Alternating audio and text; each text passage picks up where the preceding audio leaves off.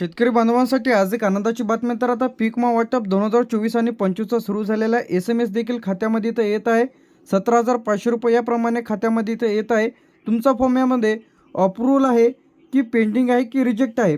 तर आता पीक विमा वाटप 2024 आणि 25चा वाटप सुरू झालेला आहे. तर यामध्ये 17,500 रुपये जे की लाईव्ह खात्यामध्ये इथं जमा होत आहे. अप्रूव्हल आहे की रिजेक्ट आहे. ज्याला कोणाला पीक विमा मिळालेला नसेल तर अशाने व्हिडिओ शेवटपर्यंत बघा.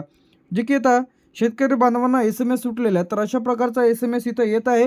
तर आता तुमची कोणती बँक आहे? तर आता 17,500 रुपये जे की शेतकरी बांधवांच्या खात्यामध्ये बरेच दिवसांपासून रखडलेला पीक विमा यामध्ये खरीप 2024-25 आणि रब्बी 2024-25 तर आता 17,500 रुपये हेक्टरप्रमाणे खात्यामध्ये पैसे इथं येत आहे. तर आता कोणा शेतकरी बांधवांच्या खात्यामध्ये इथे येत आहेत तर क्रेडिट होणेसुद्धा सुरू झालेले आहे. तर आता यामध्ये नागपूरमध्ये जे की 17,500 रुपये याप्रमाणे पैसे खात्यामध्ये येत आहे.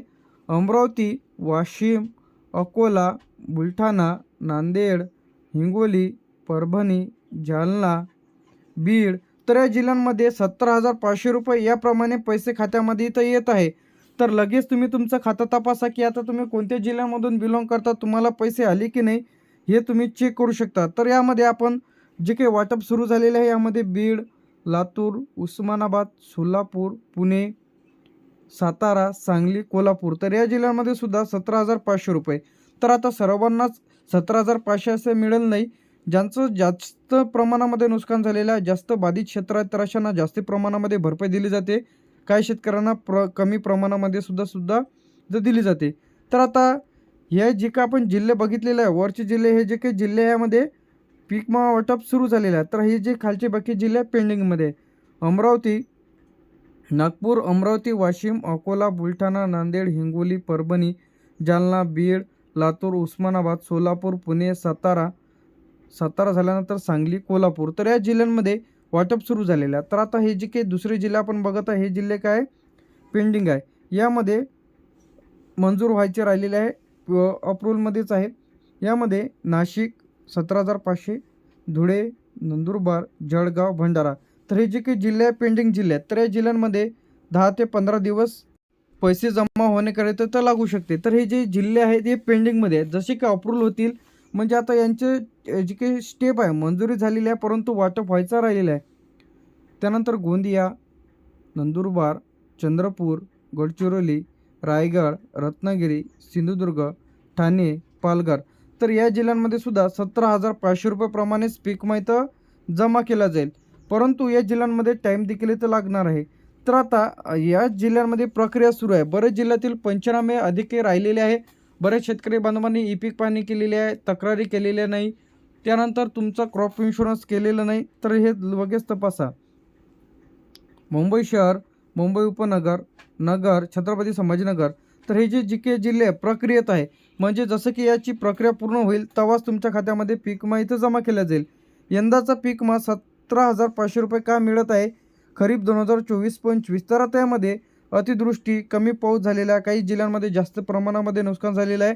यामध्ये सोयाबीन, कापूस यामध्ये सरकार, राज्य सरकार, केंद्र सरकार मंजुरी इथे दिलेली आहे. तर आता हेक्टरी 17,500 रुपये याप्रमाणे जे काही पीक विमा शेतकरी बांधवांच्या खात्यात इथं जमा होण्यास सुरुवात.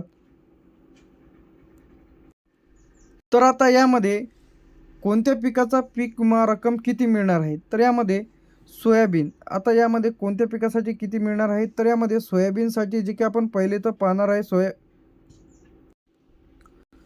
यामध्ये सोयाबीनसाठी 17,500 किती मिळत आहे 17,500 सोयाबीनसाठी. कापसासाठी 16,000 ते 17,500 किती मिळत आहे 16 ते 17,500.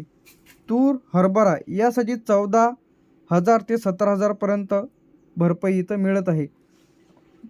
धान्यामध्ये 12,500 ते 17,500 पर्यंत मिळत आहे. मक्यामध्ये 15,500 ते 17,000. तर आता हे जे काही भरपाई आहे ते या प्रमाणामध्ये या टक्केवारीनुसार अवलंबून राहते. हे पिकावर राहते आणि तुमचं झालेलं बाधित क्षेत्र यावर. जर तुमचं नाव यादीत नाही तर तुम्हाला काय करायचं आहे, ज्यांचं कोणाचं नाव यादीत नाही आहे तर अशाने काय करायचं आहे, ग्रामसेवक तलाट्याकडून जाऊन तुम्ही सर्वेमध्ये तुमचं नाव आहे की नाही तपासून घ्यायचं आहे. CC सेंटरवरती जाऊन किंवा पीक विमामध्ये करेक्शन चेक करा. KYC आहे की नाही त्वरित चेक करा. त्यानंतर यामध्ये म्हणजे तुमचे बरेच जणांचे पुन्हा डॉक्युमेंट्सचं अपलोडिंगला आलेलं आहे.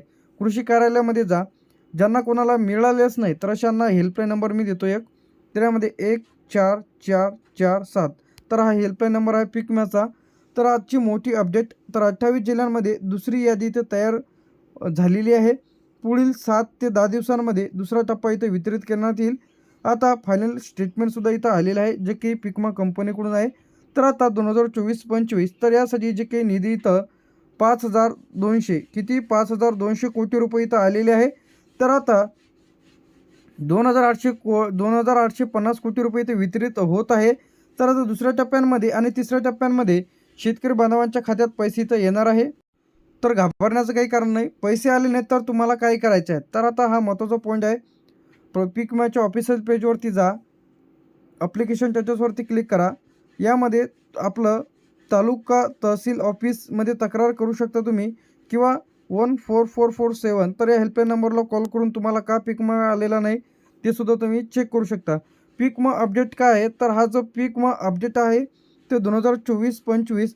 तर आता अतिवृष्टी, पूर, नुकसान भरपाई, तर या अंतर्गत तुमचे कोणते खाते आहेत, तर या खात्यांमध्ये तुम्ही जे काही बँकेचं पासबुक दिलं होतं त्यामध्ये तुमचे पैसे इथं क्रेडिट होणे सुरू झालेले आहे, जे की DBTच्या माध्यमातून लगेच तुम्ही तुमचं खातं तपासून घ्या.